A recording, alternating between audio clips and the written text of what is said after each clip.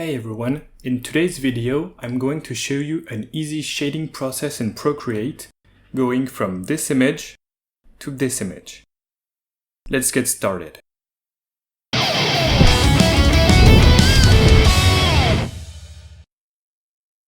Well, first of all, I always start with my line art. And when it's ready enough to paint, I'll just create a flat color layer underneath, right here. In drawings with a lot of different colors, I'd use values of gray for all the shading, but in this piece the whole character is just one color, so I skipped this step and created my flat layer directly in color. To create my flat layer, I used the freehand selection tool right here. I'll just make a gross selection of my character. I'll do it quickly like this. And then I'll just take the color from my color palette and drag it onto the layer.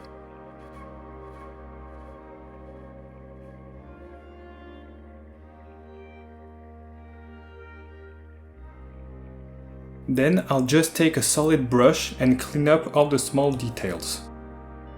Same thing with an eraser. Okay, I'm going to speed up this process. My next layer is a global shadow layer. So from the original, let's see, this is it. This is the shadow layer, and this is what it does. I'll just create a new layer, and as you can see here, I clip it on the flat layer underneath so I cannot paint outside of it. So I'll show you on this new one.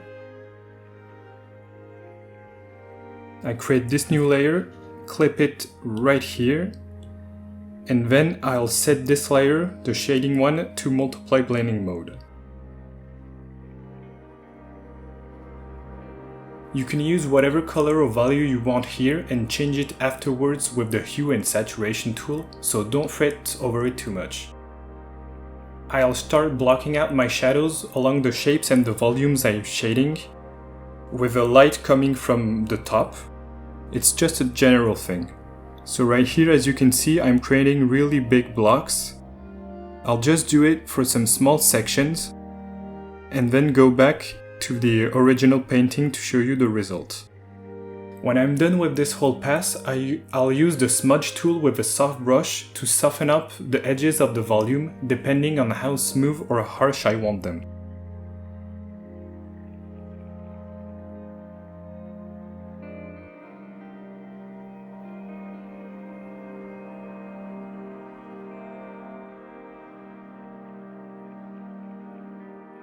Here it's a body, so there's no 100% harsh shadow, like a box for example, but I'll soften more of the shadows on large areas like the butt cheeks, and less on small and more bony areas like the back muscles and scapula. So I'll just get rid of it and put it on the finished one.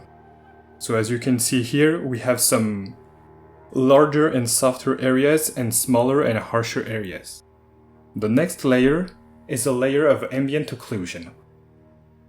It's a layer clipped on top of it again, which adds small shadows created by the absence of light when volumes are close together or touching. For example, the thin shadows between your fingers when you close your fist. For this layer, I'll just duplicate my line art, and I'll add a Gaussian blur on the layer beneath and clip it to my shadows. Here you can see the effect. Usually, I just then take a soft brush eraser and I'll erase it from the parts I don't want, from the face for example. Let's go back to the original one. And you can see without the line art, this is what ambient occlusion does. It adds just more detail in the small part of the shadows.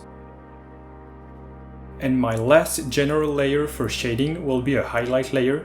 You can use this opposite to your shadows if you want your highlights to come from a single light source, or somewhere else to put a second light source in the scene and add some more depth. So here, this is what it looks like on my finished piece. So what I would do on the new piece would be to create it above everything else, set it to color dodge. I usually choose a complementary color and kind of saturated. Let's start with this and see what it does. Yeah, a little pinkish, but it's okay. So I'll just add a subtle rim light where I want light to be.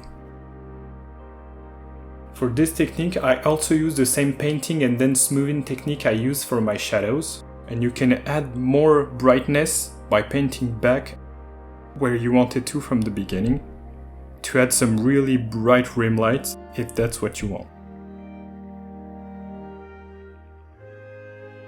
And this is all my basic layer shading system that I use for everything that needs a fast production. On this piece, I also added a second highlight layer to add a glow, right here, because I wanted this skin to be more kind of shiny. And then I added 2 more layers to add back color differences on the skin and some texture, but that is not part of the shading process. That's all. I hope this was useful, and remember, this is all about the big shapes. Don't get caught up too much detailing in the first steps. You can always do that later with more layers above your whole drawing. Bye everyone, and keep creating.